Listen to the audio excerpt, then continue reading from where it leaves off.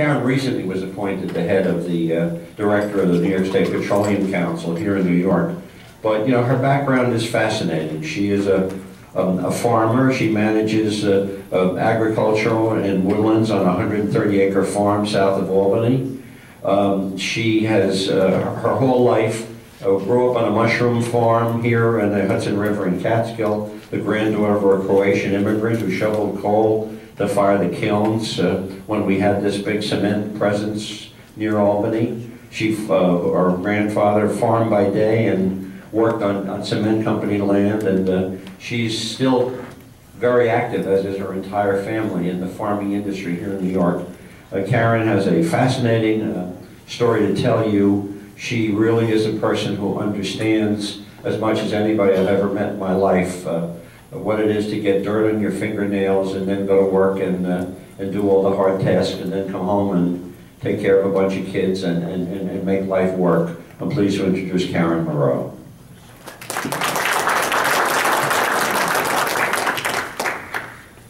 Thanks, Jerry. Can everybody hear me in the back? Yes. Okay.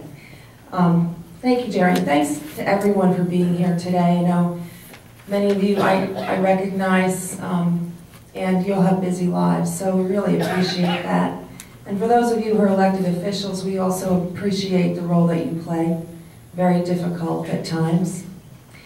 I came to my recent position with the Petroleum Council really after almost a 2-year journey learning about the issue of the Marcellus Shale. And what brought me to that point was actually friends of mine who are from the Tioga County area. I had been counsel for agriculture for the New York State Senate back in 2001 until 2009. And because of that, I was in a position to meet farmers from all over the state and really learn about our agricultural industry from that vantage point. And it was very shortly into my job there at the Senate that I was invited to visit farms in Tioga County. And some of you may know Carl Brink, who is from Newark Valley, New York. And Carl and his wife Doris had a big 1,000-acre dairy farm, and they invited me out, and I spent time with them and other farmers, and I toured the farms. And I was very struck at that time by the struggle of the farmers in this part of the state. See, I come from the Hudson Valley, and as Jerry said, I grew up on a mushroom farm.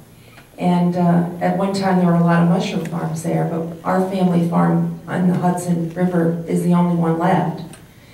But in that part of the state, if you don't farm anymore, you actually have other options for your property. You know, it's for development or whatever. But what I saw when I came out this part of the state is people who had been farming and dealing with a lot of adverse conditions for a very long time, but that didn't have many other options for their land.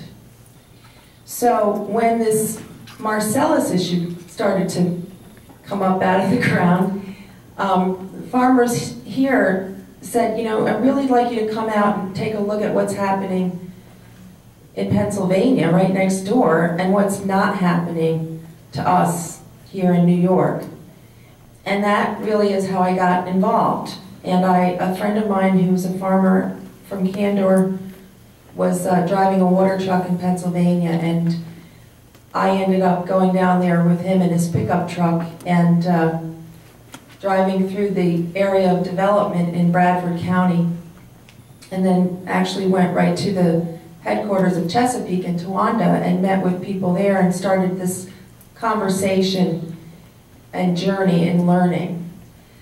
I'm going to introduce, I'm introducing actually a film that I made that was really the result of a number of journeys into Pennsylvania over the last year or so, and also the result of my where I come from philosophically, from the time I was a child working on a farm and understanding the values that I think are so important to this country's success, historically, and our future. And that is the ability of people to own their own land and to determine how to use it. And this issue of being able to use one's mineral rights is a very clear issue when it comes to the idea of property rights. And so the film that I made as a result of my travels, and then I actually did many interviews in Pennsylvania, interviewed easily over 50 people in different walks of life, interviewed a number of people in New York State in the development area, and wrote about, I think, 5 op-ed pieces for the New York Post based on those travels about how hydraulic fracturing works, what the potential is, what's happening in Pennsylvania, what's not happening in New York. And then I got the idea to make a film about my experience, and the timing of it was that my dad, who was a first generation American, second generation farmer, had passed away. And he was a very humble, simple person who did not want a funeral, did not want a wake, didn't want any pomp and circumstance. Actually, his line would have been, I don't want a bunch of hypocrites coming and looking at me while I'm laying there. That was the way he was. We had no way of remembering him.